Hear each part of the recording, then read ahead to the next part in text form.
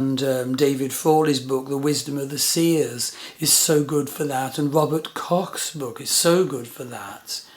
And, you know, I love connecting students not only to the very, very necessary formula of how to assess a planet in your natal chart and your predictive astrology, but also to know and experience what the divine nature of each planet is. And as I said, for the reasons I've given, we'll all be challenged to contact the divine purity of Jupiter for 3 years or so. And we can take steps against that. I've put a beautiful picture of Brihaspati, the divine Jupiter, on my wall next to where I work. You can light a candle in front of it, things like that, to remind you. But Jupiter is moving forward now. Jupiter is entering the Gandanta zone now.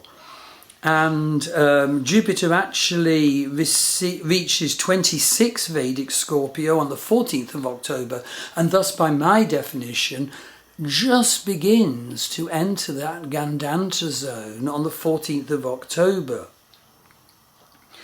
And of course, it will go deeper and deeper and deeper into the Gandanta zone as October progresses.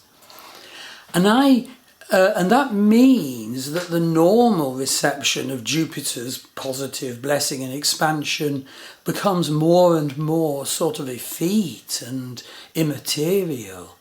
But the inspiration possibilities increase.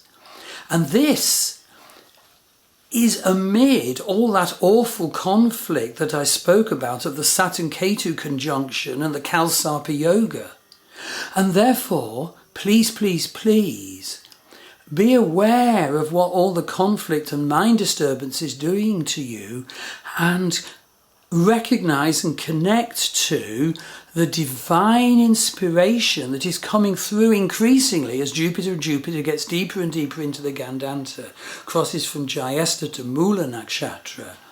And certainly I believe that it'll be very good for me, partly because in a few days' time, on the 10th of October, I move from Jupiter-Saturn-Mercury Dasha to Jupiter-Saturn-Ketu Dasha at this very time that Jupiter is entering the Gandanta and entering a Ketu-ruled nakshatra.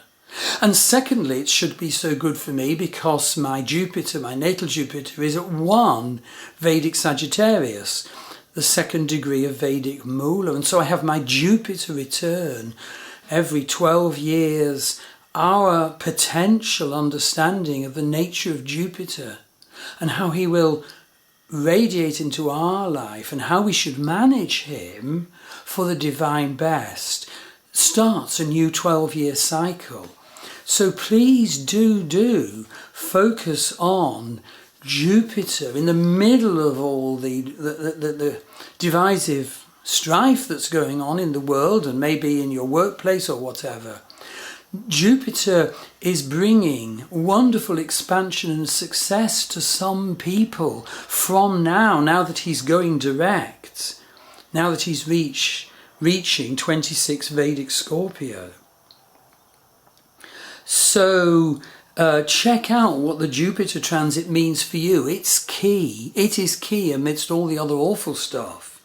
What house is Vedic Sagittarius in your Vedic birth chart?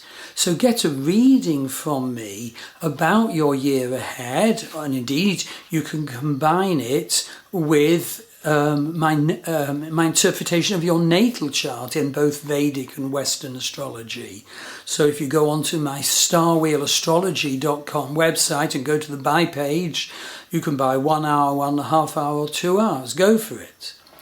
But as I said, the perception of astrology could even be a formulaic trap, could even, and definitely turns people into robots if they rely on remedies that imprison and don't work.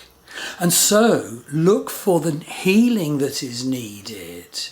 And indeed, my wife Maggie Pashley, if you go on her website www.maggiepashley.com, does many, many, many healing modalities she's learned over decades worldwide using Zoom, and get healing from her if you feel that's needed.